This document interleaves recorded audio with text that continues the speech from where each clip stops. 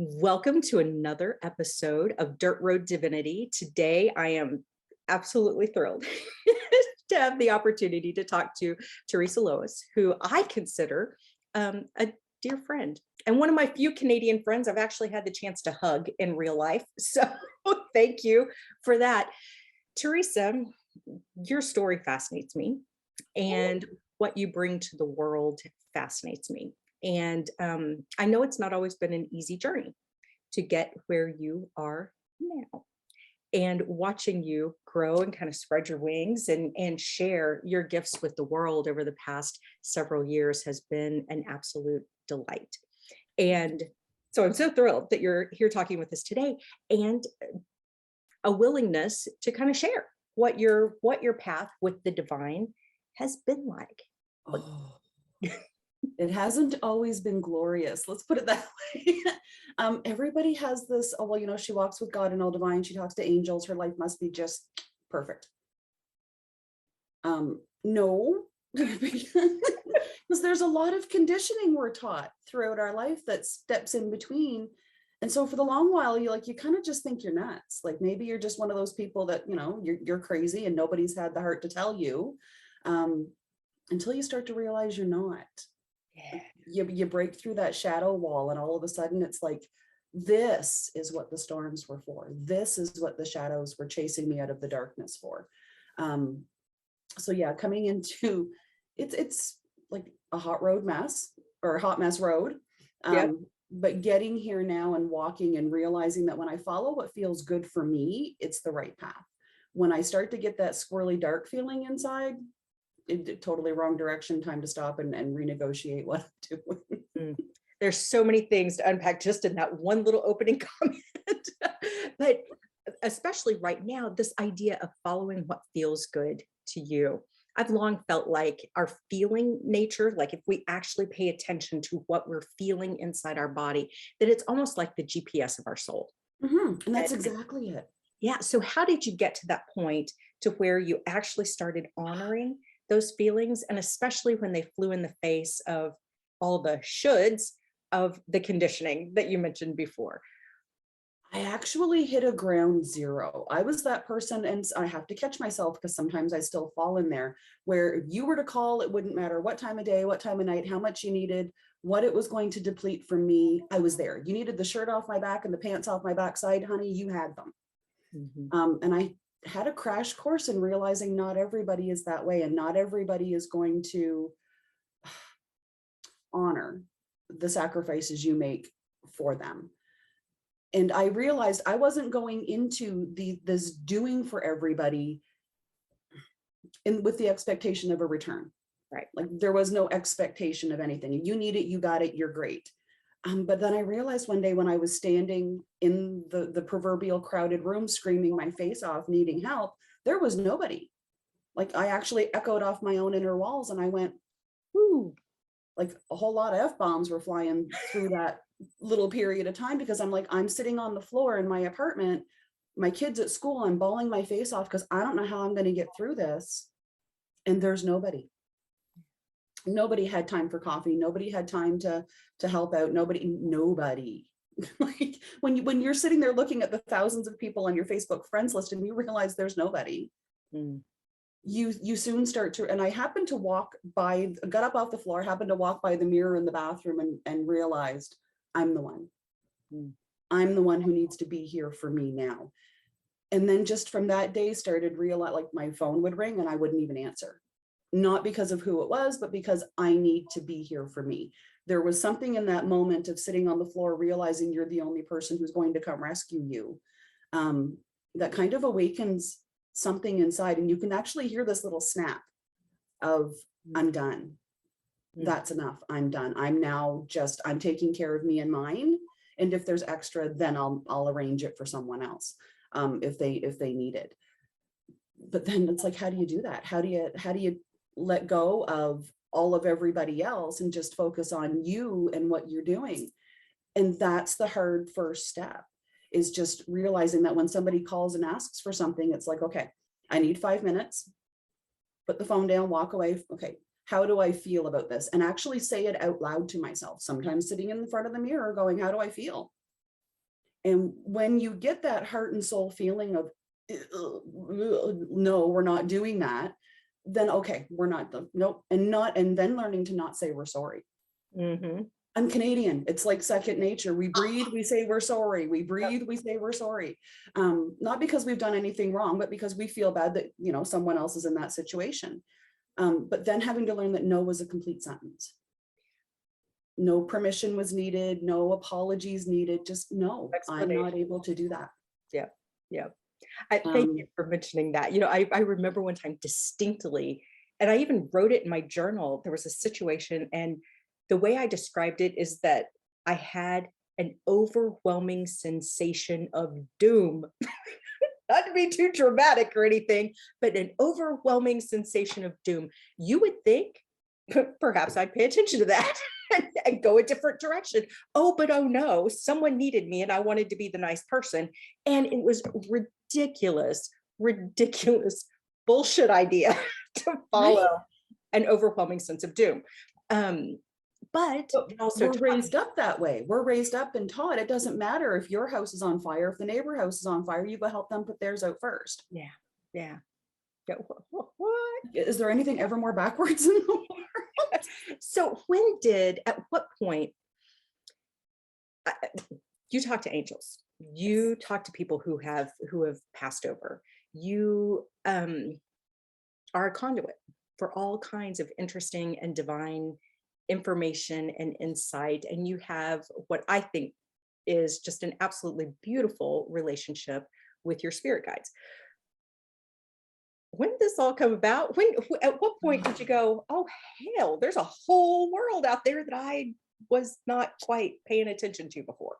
Oh wow. Apparently I was born this way. Mm-hmm.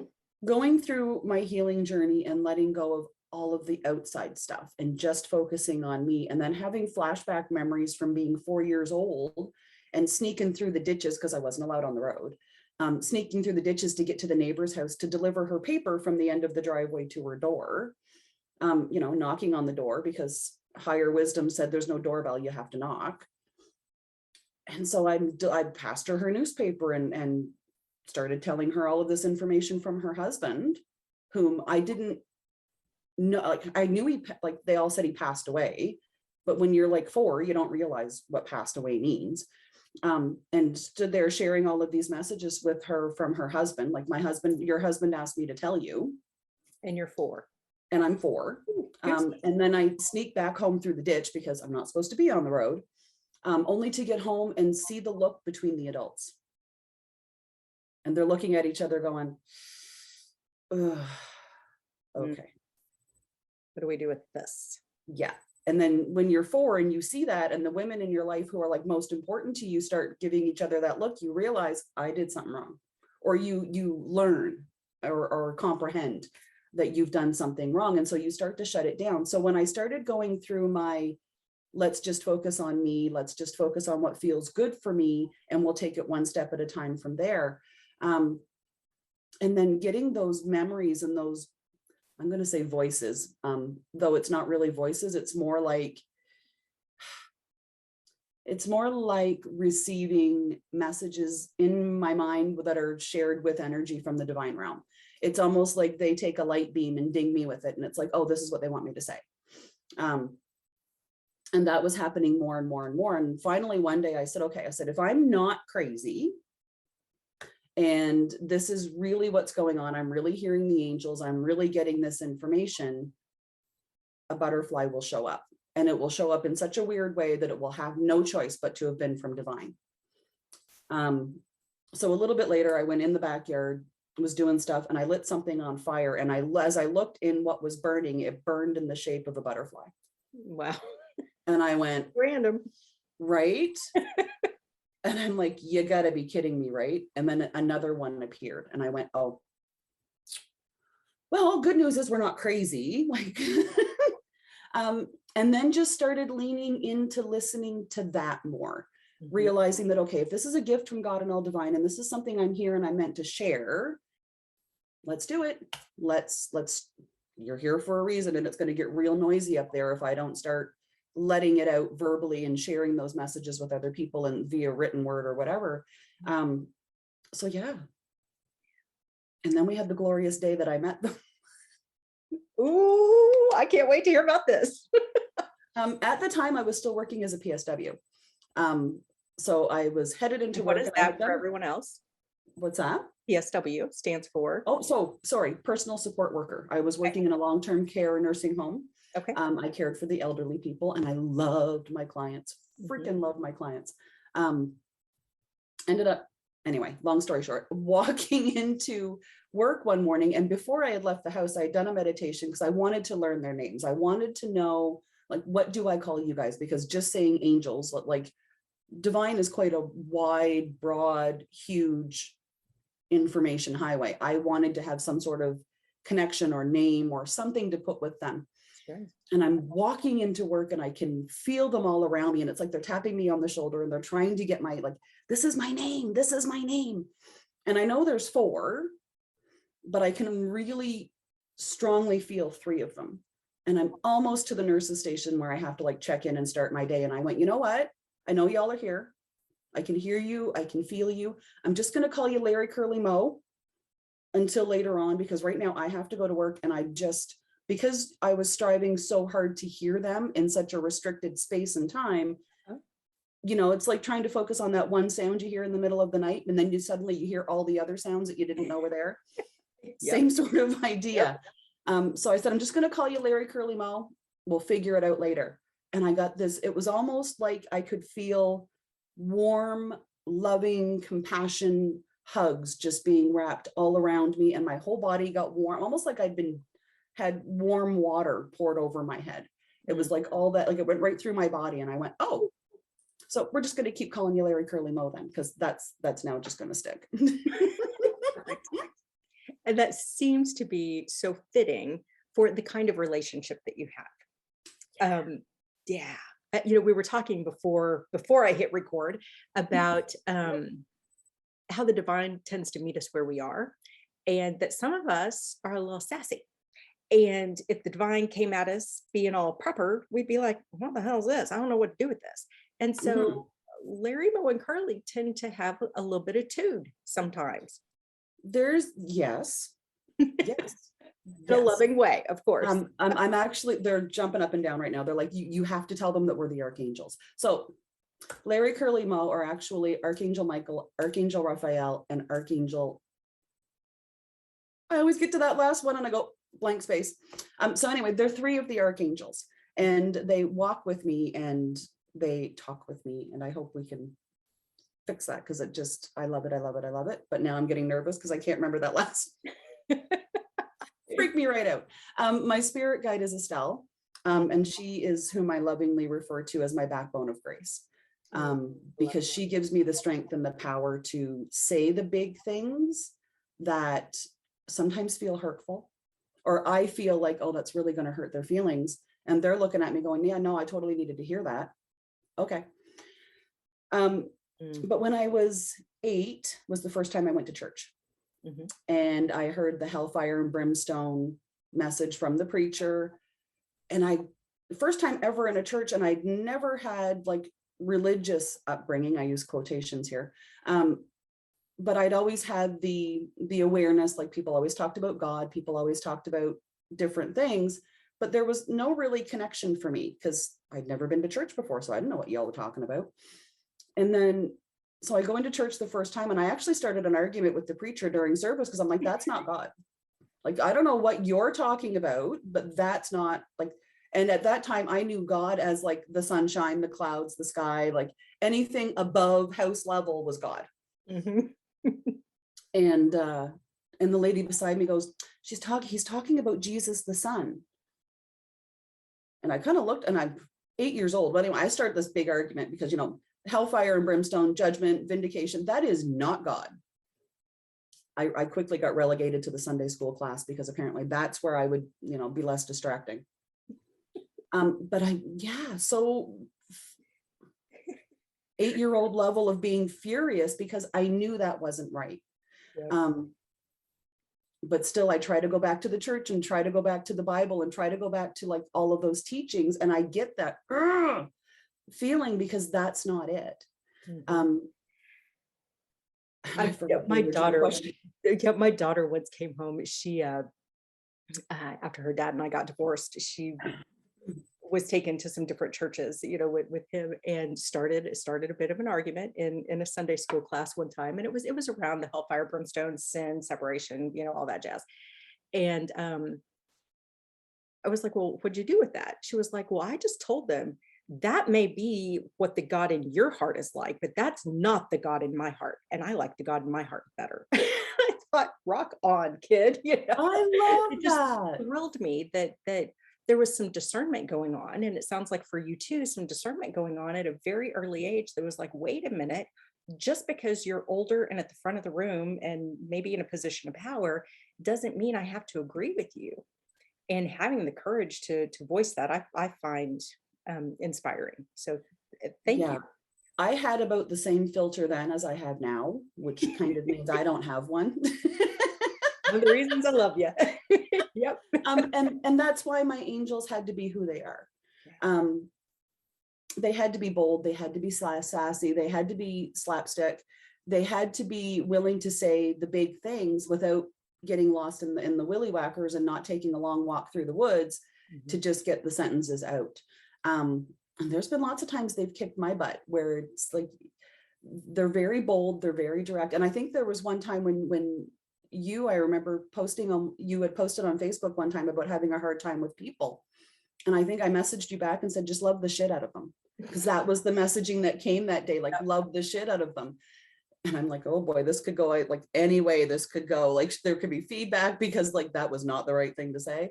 But it turned out well, like that, it kind of flickered something for you. Yeah, it was just perfect. And I've mentioned there have been times when I'll get in conversations with the divine, and I got a little sass streak too. Yeah, and especially sometimes when I'm getting guidance that I just don't understand, I kind of become like a petulant teenager, and I'm like, I don't freaking know how to do that. You got to tell me how to do that. I don't know how. And if I mention these conversations to my mom, God bless her, she's so supportive of my spiritual path, and I'm so very grateful for that. Not once has she looked at me and gone, oh, sweetie, you need a straitjacket, or, what would so-and-so think, or anything like that. She's been so supportive. But in this situation, I'm telling her, she goes, oh, you can't talk to God like that. I'm like, that's the relationship we have. It might not be the one you have with, how you view the divine, but that's the relationship that we have. And God doesn't seem to mind. God would rather me have a relationship than feel like it had to be a certain way that felt weird, so I didn't engage. Mm-hmm. And I And mean, we all carry the essence of God within us. yeah, Like God knows the freckles on our body and the hairs on our head, and they already know what we're thinking because chances are we're already connected with them, and there's that conversation that's been going on. So if we're dropping F-bombs talking to God, that's kind of who and how we are. To stand there and say, oh, well, we can't say this and we can't say that. They're already aware of the thought that crossed our mind. So the cat's already out of the bag. yeah. So at what point did you decide, okay, I'm going to start doing this professionally? And, I know you've been doing like the card readings regularly, and started an evening with the angels, and which sounds fascinating. But first, I want to hear all about that. But first, at what point did you go, okay, here we go. I'm jumping in with both feet, and this is what I do. This is who I am, and this is what I do. Oh, I danced around that for so long. That eventually I feel like my foot just got caught in the right current of water in a way that I went with it. But I had someone who said to me one time, I want you to like record yourself doing a reading with the cards. Because by that time I had started using the Oracle decks for myself to receive messages for myself, like a little bit of extra guidance, because like I walk with the angels and I talk with them all the time, but it doesn't mean I have clear understanding of why I'm doing what I'm doing or where I'm going to do what I do. So I really, really, really sat on the sidelines and went, not sure if I'm ready yet. And then I had some events in life that kind of pushed me off the fence. And so I recorded myself doing this oracle reading. And I sent it to my friend and I said, okay, let me know what you think, honest. And she said, post it. Wait, what? What? She said, post it online and just let it go and see what it does. And even now, like that's the one that pops up as my memory every year of when I started on Facebook memories. And I just shared it out into the world and went, kind of covered my eyes and hid myself away and said, okay, I'm going for a long walk without my phone because I don't want to know. And it received nothing but like thank yous and, oh my God, I so needed to hear this today. And people were just popping up out of the woodwork to let me know that it resonated with them and what they were going through. And then it started happening. And then I would have people reaching out asking if they could book a reading. And I was, what? Like, oh yeah, we can do that. Sure. So it all kind of just started from this one time being told, excuse me, having the suggestion of like, just record yourself doing a reading and see where it goes. And that's where it went. Thank you. Thank you for listening to the suggestion and having the courage. Sounds like Estelle was maybe involved with the backbone of grace. I love that way of description. Ooh, that's beautiful. So tell me about the An Evening with the Angels. What do you do with that? They're kind of my favorite. I'd started doing workshops and group readings before the P word hit. And then everything was shut down. And then they got put on hold. So we just recently did a special invite where people that we knew so that we could, anyway, so An Evening with the Angels is just me and the angels. Like I tune into my higher guides, and it's a group of people who show up and they want to hear whatever needs to be said. There was a lot of tears, and there usually is, because sometimes like I don't define as like a psychic or a medium, because it all comes from God and all divine. Like I don't have any other way to describe what it is I tune into. I just know that it's God and all divine that I tap into. So whatever it is that comes when I tune into someone, and I get a feel like, and it's funny because I'll be standing in a room full of like 10, 15, 20 people. And all of a sudden I can feel myself going, you're the one I need to talk to. And receiving those messages for them. So sometimes it's people who've passed over, like there's a message that comes through the divine realms for whatever needs to be heard. So they're fast becoming, again, one of my favorite ways to share messages. Because again, with Larry Curly Moe, it's a little slapstick. It gets exciting. There's tears, there's laughter, there's always, and I love that. I love that my team knows how to make it fun and not just a bunch of people sitting around kind of being told, this is what you need to do, this is what you need to hear, and because I don't like being told what to do. Like Shocked. I know, big surprise, right? Like don't should on me, darn it. Yeah. Ever. Like I hear somebody start a sentence with you should, and I'm like, yeah, I gotta go get a coffee. Yeah. Later. Back never. So you started listing. And after you got over the point of wondering, okay, am I nuts? What's going on here? And I think we all go through that. I mean, I certainly went through, that stage as well. I think it's your perspective. We all have guides. We all have access to this insight and this wisdom and this guidance.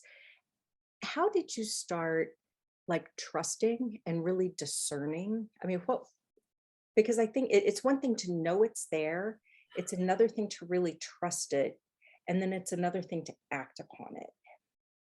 So what did that path look like? I'm just having a shell shock moment because I'm like, oh, wow, I was trusting. I've always said that I'm the biggest person to like, I don't trust anything. I don't trust anyone, because my life experience up to a certain point taught me don't trust anything, because the whole world, so coming through feeling like I was crazy. And we do, because we're conditioned throughout so much of our life to, this is how we walk, this is how we talk, this is how we breathe, this is how we do whatever. But then there was just this, have you ever met a 2-year-old that can't stop talking? Yes. That's kind of how it would come through for me. And like I said, I get this, it's almost like a light wave of energy. And when I take that and I translate it into words, it comes. But like I get the feel of the words in my mind when I'm sharing them. And it just started happening that like you feel like you have to say it or you're going to bust, or you don't say it and then you spend the next 3 days going, oh man, I really should have done that. I wish I had have. And like regret is the worst bed companion ever. Yes. So I just started, like when it started happening, I just started jumping on board. I went grocery shopping one day and I could hear them like, you're buying flowers today. I'm like, I don't like flowers. I love buying houseplants because they'll last longer. They don't die. Like it, you know, I know somebody may not agree with me, but I just believe that cut flowers, even though that's what they're grown for, is a wee bit of a waste, because unless you're drying them, they die and then you throw them away. So I love houseplants. So this day they're like, no, you're buying flowers. I'm like, okay, if the store that I'm going to happens to have a random display of flowers, I'll think about it. In we go, I'm doing grocery shopping. And in the interim, I noticed this older couple. He's pushing her in the wheelchair through the store and they're trying to get the grocery shopping done. Thought nothing of it, seen them 2 or 3 times. Couldn't figure out why every time I saw them, I would like, there's something about them. Every aisle I went down, they were there. Every time I turned around, they were there. And I was like, okay. So I go through the store and I'm like, there's no flowers. There's no display of cut flowers. I'm out. I get all my groceries. I get up to the cash and I happen to look over and there's a display of cut flowers. And I went, oh, well played. Well played. So I grab a bunch of flowers, still have no idea why. I just know that they're hopping that I have to buy flowers.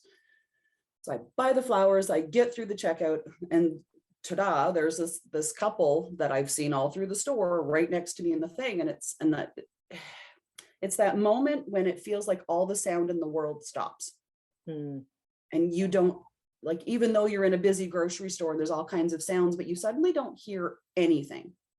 And I had that moment while I was looking at them and I'm like, okay. At which point nerves took over and I went, I'm out of here. I'm out, like grab the cart out the door, shove it all in the car.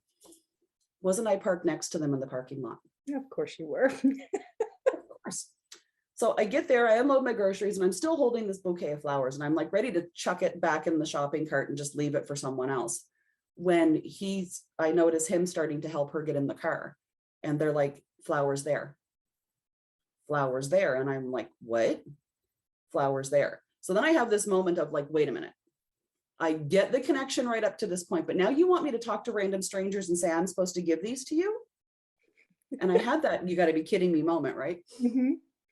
And again, flowers there, flowers there. Oh, bless me, Father. Like, here we go. So I got everything done. I'm ready. Like I've even left this, I've started my car, left my door open so I can basically just chuck and run. By this time, he's got her in the car, the wheelchair's in the back, he's got it in the trunk. I lean in through the driver's side and I said, I'm meant to give these flowers to you. There's a lady in the back seat who makes a comment about it being an anniversary or a birthday. Oh, wow. I'm so out of my mind at like shock and nervous. I can't hear a thing. And the lady she had tears in her eyes and she's like, thank you so very much. The fella comes around, he goes to get in his car and I'm like in my car now trying to book it out of the parking lot because I'm like, oh my gosh, I can't believe I did that. Glad that I did that. Thrilled and honored that I could do that. But oh my God, I can't believe I did that. As I turn the car around, I look and here's this gentleman coming barreling towards me and I'm thinking he's going to fall because he just wants to talk to me and I'm losing my marbles. So I stop the car and he waves and he says, it's our anniversary today. He said, I didn't have the extra money to buy her flowers. He said, so I was hoping there was a way that I could bring her like flowers or a gift. And of course, by this point, I'm bawling because yeah, here we go. Mm-hmm. And I said, you're very welcome. I said, they are a gift from God. He said, I know. That's what I prayed for. Whew. Goosies again. Yes. Yeah. And so from that moment forward, it was kind of okay, this is why I have to follow what I feel like I'm meant to share and to bring to the world. And there's an expression about when you have the opportunity to do something for someone and you feel that inner pull that, oh, I have to do this for someone or do this for that person, to follow that because you may be the prayer that they were asking for or the answer to the prayer that they were asking for. I so believe that we all have the capacity to be a conduit for grace. Yes. But it requires us to actually listen and be willing to get out of our own comfort zone to act, and with no Yeah. expectation of return. You weren't Hmm. expecting the man or the woman, to, oh, here, let me give you $20 for the flowers, or whatever. That was never part of the equation. But that's so beautiful. Such a beautiful story. Um, when you're working with people, I mean, people clearly come to you, for your intuitive insights and your guidance. Um, and we all have it. So are there ways that you encourage people to be able to tap into their Hmm. own guidance? What, if we're talking guidance 101, what's kind of the basic thing that you tell Um, people? yeah, when I'm tuning in for a reading, my crew's already on standby. It's like boarding a plane and the flight crew's already there. You're just coming in and having a seat. Um, there are moments there are people who will come for a reading and Larry's like, you got to get them to open the door in their own awareness. And the way that we do that is we just have them sit for a moment. We just sit, close your eyes, let go of everything. Everything that you feel like is crowding your brain, just let it fall like raindrops. And take the deep breath in and just listen. And as weird as it's going to say, listen to the backside of your forehead.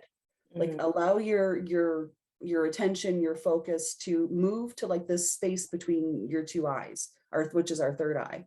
But just allowing our focus and our energy to go there, and then start asking them questions. And then they're like, well, this is the right answer for that question. And this is the, like, according to them.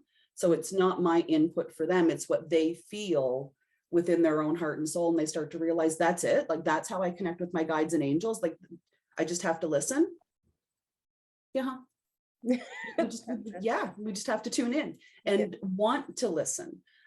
Because we tend to put up a lot of walls and don't tell me what to do. And like, we have this big blockade around ourselves that says, no, if, I'll do what I want, when I want, how I want, and I don't need anything or anyone else telling me what to do. So sometimes it just takes that simple, just close your eyes and tune into this little space behind your forehead from the inside out and allow yourself to feel, because our emotions are key to everything. When we're feeling totally, completely miserable and run down and frustrated and angry at the whole stinking world, we're going the wrong way. And we need to slow down and back up and take a deep breath and decide, okay, what step feels best for me to go forward with right now? Maybe it doesn't look like, happy roller coaster rides and cotton candy at the park. Maybe it feels more like, mucking out stalls at the local horse ranch.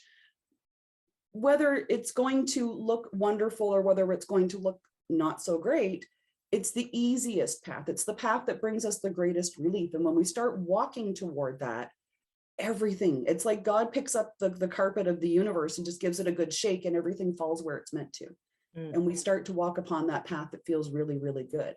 And all the other stuff just kind of falls away. what a beautiful image. Yeah. So again, those emotions, that feeling nature, being the GPS, being willing to open up and listen to Mhm. it. I've known, including, for example, my dad in the past, would hear the voices, would have the premonitions. He had kind of the gift of prophecy, but it freaked him out, totally freaked him out. So his point was, okay, I'm not crazy. I don't want anybody to think I'm crazy. I'm just going to drink this away, so that I don't have to listen or feel or any of this stuff. And so, having seen in my own life, with the people that I care about, how the information, the knowledge, the wisdom, the connection, the insights can be there. And because they don't fit in some neat little, culturally accepted box right now, they freak us out because we don't want to be those people who, are too outside the norm. And so we turn it off, turn it down, turn it whatever. To me, and listening to you, it feels like being willing to lean into that guidance, lean into our own intuition is almost one of the biggest acts of courage that we can take. Um, Especially given, the societal conditioning. And thank you for overcoming that, by the way. Not an easy journey, but you're most welcome. Yeah. Yeah. And that's been my biggest mission, I want to say, is like telling people, just because somebody who sits at a desk signs a paper and says it's the law or the truth or the whatever, doesn't make it right for each person. We are not one size fits all. Okay, Larry's jumping back to when I said about my mom and my Grammy having that look between the two about me doing something wrong, visiting the neighbors. There was a long time where, being like, after we were beginning to be burned at the stake, where people just started to hide it all. Like, be that way, but like, stay in the closet with it. Don't tell anybody you can do it. Don't let anybody know. So my grandmother had a lot of mistreatment in her life for her sharing her information, her gifts with the world. So she shut it down. And I don't know that she told my mom anything about her abilities or not. But I remember having the conversation with my Grammy when I was little, and I remember her saying to me, you need to be extremely careful who you talk to about that stuff. Like, you need to like be really, really sure. And I'm like, well, why? And she shared some private stories with me from her own upbringing in childhood, where she was treated horribly for expressing her gifts in the world. And that was the fear. So our parents, our grandparents were the generations who began being taught it's not safe to be who you are. And let us show you the ways it's not safe to be who you are. And so by the time we get down to us and we're having to strip the doors back open again, going, no, no, no, no, no, no, no, no.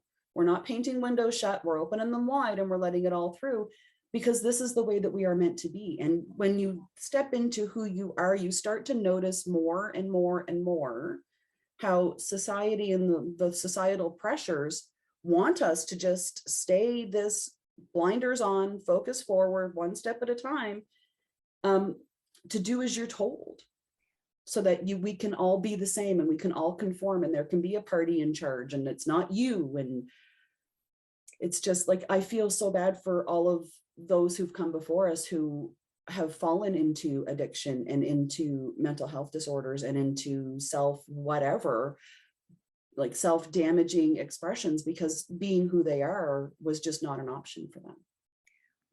Yeah, it's almost like your relationship with God can look like mine, and if it doesn't, I'm going to treat you in a very ungodlike manner. And that can be terrifying. And it's one thing here on this free will planet, where, okay, if I have do I have free will? Well, yeah, but wow, to actually exercise it when it goes against those common norms does take a lot of courage. And it's easy I say it's easy.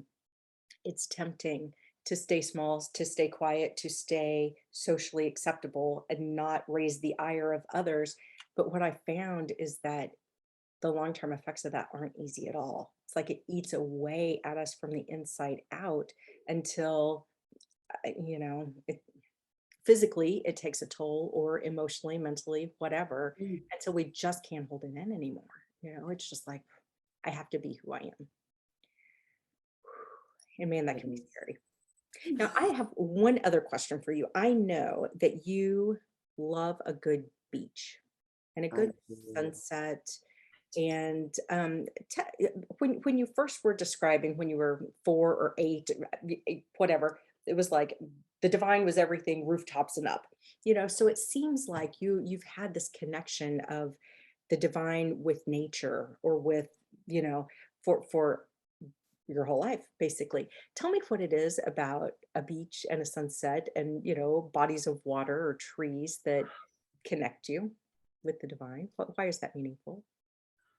It came open. Like, I used to go, like, even as a child, like the joke my aunt shared with me, or the family joke that my aunt shared with me while she was here, was that they thought for sure I must have some sort of built-in radar for water and mud puddles, because it didn't matter. It could have been dry for a week, no rain falling, but I would have found the only mud puddle in a 40-mile radius. But looking back now and realizing water is the thing, like water is the closest physical thing we have to like divine energy. And so when the flowing of the water comes and goes, it's like it rocks your soul a little bit, and it just kind of eases away all of the things that bring us the darkness or bring us the shadows or the frustration. And then when it comes back in, it's like it allows that washing feeling of just letting it all go. But for me, like the beach and being in nature and around the trees and just having my feet in the sand and listening to the crackle of a good beach fire, it's like the complete essence of God and all divine here on earth. It's like sitting in the loving arms of God and all divine and knowing that today is a good day and tomorrow is still a gift yet to come. It refreshes me from the inside out, and it's like it builds me up and helps me to stand strong in who I am. That's beautiful. Absolutely beautiful. And to find that connection, part of the whole point of this podcast is that we find our connections in various ways. For me, it's also been, so often through nature. I'm more likely to feel connected on a mountaintop than I am necessarily sitting in a pew. And it sounds like a log next to a fire, on a beach with the waves and the wind is a place where you feel steeped in it. Absolutely. I'm sorry. Giggling because Larry's like, remember that Bible verse, look under every stone? That's where God, like God in all things, right? Like in all places, in all areas, like. So having had enjoyed a reading with you in the past, I know what a gift that is. If others are interested in a little conversation with your team, Larry, Mo, and Curly, and Estelle, perhaps, or others, how do folks find you? How can they work with you? Apparently, I'm one of the best kept secrets because I often have people say to me, "We don't know how to get to you on social media." And I'm like, well, I'm not that hard to find, but when you figure how many people are in the world, apparently I am a little difficult to find. So through my website at theresalois.com, I am on Facebook, and I do have a private Facebook group where I share a lot of my healing journey and a lot of the things that I've worked through, that because we're never the only ones going through something. But again, I'm on Facebook at theresalois.com. There is more coming. I do have a TikTok account, which was like, oh my giddy aunt. I've done a little bit with it, but not much with it because I've still not figured out all the fancy doodads and bells and whistles and whatnot. But we're getting there. So yeah. Gotcha. Through my website and through Facebook is like probably the two best ways to get a hold of me right now. Excellent. One of the things that I really appreciate about the way in which you share about your journey is that you keep it so real. And not every day is rainbows and butterflies with you. And there's some storm clouds sometimes, and just some serious frustration. And the willingness to look that straight in the eye and to share what your guides had to say in response to that, especially when you're frustrated or disappointed or just pissed, whatever the case may be. But for me, that's been really helpful as a recognition that we can be spiritually aligned and spiritually oriented people, but we are also human. And just by virtue of this human experience, some days are just going to kind of suck. And we don't have to get stuck there. And even when we're going through the crap, that the guidance is there to help us find the most graceful path out if we let that in. Yeah, the one thing that because there's a lot of times that I thank you for sharing that with me. There's a lot of times, however, that I don't get through to the clarity of the moment until I'm sharing my situation with my Facebook group. Because there's often times where I'll be having that moment and I'm just so frustrated, or I'm just in bed with my pillow and I'm bawling my face off because this really sucks. And they're like, post. Like, I am not posting this hot mess of like tears and snot and all this fun stuff. And they're like, you're not the only one. You're not the only one going through it. And you have an opportunity to be a ray of light for someone, or be a guiding light for someone who's going through something similar. And they may be feeling like it's the end of their rope or it's the end of their line, and they want to give up. And so I will share what I'm going through. And it's about 3/4 of the way through a post where I'm like, oh, there it is. Thanks, guys. Well played. Well played. And that's quite my comeback with them a lot of times lately, because I will be so bent out of shape about something that I can't receive the guidance that comes. Or when it starts to come, I'm like, you've got to be freaking kidding me, because there ain't no way. There is no way, not going to happen. There is no sunshine after this, because sometimes our days feel like that. Sometimes those emotional moments feel like there's never going to be sunshine again. And so sharing it and then getting 3/4 of the way through and realizing, ding, ding, there's your message. And so sometimes and so I just have to share it because, and the feedback that I receive, and thank you again, I've had people reach out to me and the life-changing difference it's made for them. Some of them have stepped out of abusive relationships and into sunshine and freer lives. And they're like, thank you, I wouldn't have done it if not for you. And well, yeah, you would have, but just would have taken a little longer maybe. Though I am honored to be part of everybody's journey, because it's just awesome to be able to know that people are making a difference in their life. I think that there's something to being a way shower too, that even when, clouds seem to be obscuring the sun will come back, and if there is spiritual strength to be gained through struggle, babe, you can bench press a Volkswagen by this point, because We're moving mountains. yeah, moving mountains. You've been through it, and still your willingness to share your insights, your humor, your huge, big fat heart, which I just love. The world's a better place for it. And it's a gift, a true gift that you share with others. And, this dance with the divine is not always well and clearly choreographed. There's a whole lot of stepping on each other's toes sometimes, but you're doing it. And from afar, watching, there's a beauty to it. There's a beauty. It's been a journey. But yeah, I just always knew from the time I was little that having a relationship with God and all divine didn't mean dressing up in your best one day a week and showing up, fresh, scrubbed and clean in front of a whole bunch of other people, sitting till your butt goes to sleep, listening and being told what it is that having a relationship with God was all about. Every time I stepped into a church, it would just almost rot my soul out to hear all of that, because sometimes they'd get it right. And sometimes they'd start on this great, yep, you're doing fabulous. And then it's like they'd pull out, they'd shoot themselves in the foot and say something totally off key. And I'm like, that's not it. Because when we get right back to the root of it, God didn't Jesus didn't come to those who were sitting on the wooden pews. Jesus came for those who were in the mangers, mucking the stalls and doing whatever. And to realize that we're not going to sit in that, I want to use the word piety, but I'm not even sure that that's the right word.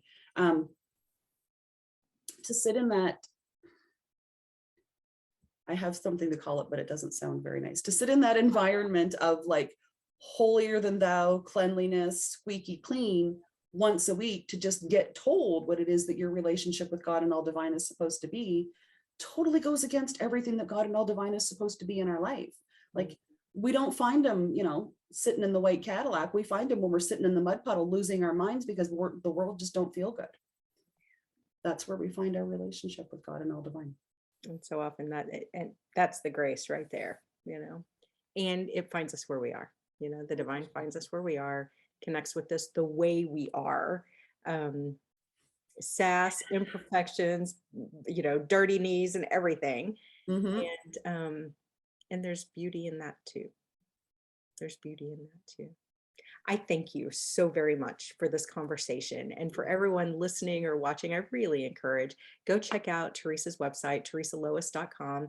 Go check out her Facebook page as well. Your readings are so inspiring. Your card readings in your group are, they're just a great way to start the morning, with a little infusion of, ooh, and I can think about the day this way. And it would be empowering. So I appreciate your time. I love kicking off the season of Dirt Road Divinity with you in this way. And for the rest of you, I look forward to talking with you again next week.